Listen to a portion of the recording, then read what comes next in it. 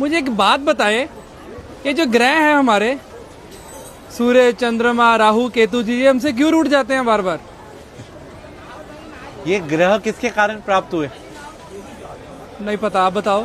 शरीर से ही ना जी। शरीर किससे प्राप्त हुआ? माता पिता से। माँ पिता से ना। माँ पिता कौन है?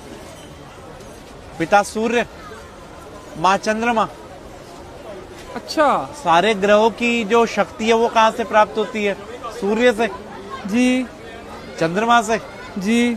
अब आप घर के ग्रहों को तो आप पूछ नहीं रहे और बाहर सोच रहे जा जाके सब ग्रह शांत हो जाएं, वहां पूजा करा लो, वहां पूजा करा लो, वहां पूजा करा लो। अरे कोई जरूरत नहीं किसी पूजा की। अगर आप अपने माँ पिता को प्रणाम करते हैं ना और उनकी सेवा करते हैं तो आपको किसी भी पूजा की जरूरत नहीं है। मतलब जो बाहर दान पुण्य करता है, किसी गरीब को, किसी नीडी को खिला रहा है, घर में माता पिता को नहीं पूछ रहा, तो कोई फायदा नहीं दान पुण्य का भी। क्या फायदा ये तो बताओ। और मंदिर गुरुद्वारे जाने का भी कोई फायदा कोई नहीं। फायदा नहीं। भाई सबसे पहले भगवान कौन है? माता पिता। जिसने अपने माँ पिता की सेवा कर ली उसने सब कुछ जीत लिया।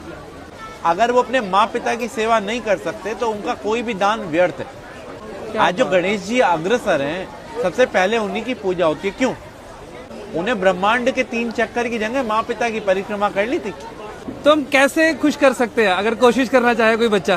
भाई अपने माँ पिता से पूछो उनको कहाँ जाने की इच्छा है। अगर आप कैपेबल हैं तो उनके साथ जाओ, उनको तीर्थ कराओ, उनको अच्छी अच्छी चीजें जो उनको पसंद है वो खिलाओ, उनको उनके पसंद की चीजें लाके दो। पिता तो फिर भी एक बार वो कह देगा बेटा ये नहीं, ये ला दे, ये नहीं। माँ को कुछ नहीं चाहिए, माँ को तो ही चाहिए उसका बेटा उसकी सुन ले। हाँ। तो हम लोग अगर अपने माँ पिता के साथ समय बिताएंगे ना तो उनका अनुभव, और अनुभव से बड़ा कोई भी टीचर नहीं होता। और आज के टाइम में यही विपरीत हो रहे हैं सब। सास ससुर को और बहू को प्यार करते हैं, बेचारी माँ जिसने जन्म दिया उसे जयराम जी की कर देते हैं। जिसके कारण सास ससुर और बीवी मिली है, सब मिले, उसको हम भूल रहे हैं। उसको हम भूल रहे हैं। तो यही हमारे असली कर्म है, बस बाकी सब ढोंग है। हमारा तो कर्म ही सिर्फ अपने माँ पिता की सेवा है, अपने माँ पिता और गुरु।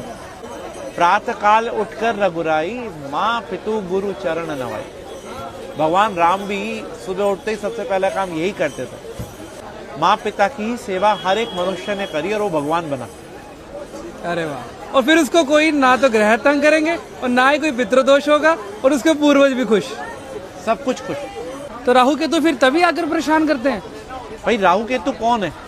बुध, चंद्रमा, सूर्य, शुक्र कौन है? शनि कौन है?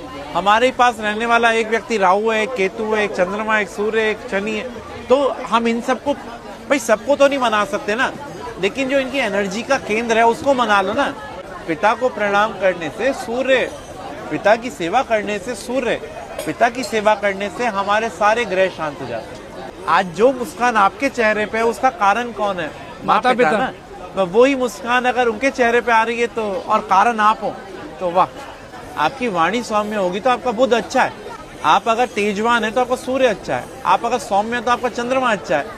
आपकी पत्नी अच्छी मिल गई तो आपका शुक्र अच्छा है। अगर 5-7 गर्लफ्रेंड मिल गई तो और अच्छा है। शादी से पहले बाद में नहीं, फिर बुरा है। क्या बात है पंडित जी, आप जिस प्यार से और जिस इतनी आसानी के साथ समझा देते हैं ना, मतलब जो आज के भटके हुए समाज में आप जिस सही डायरेक्शन में डाल रहे हैं ना, मन खुश हो जाता है यहाँ पर आके।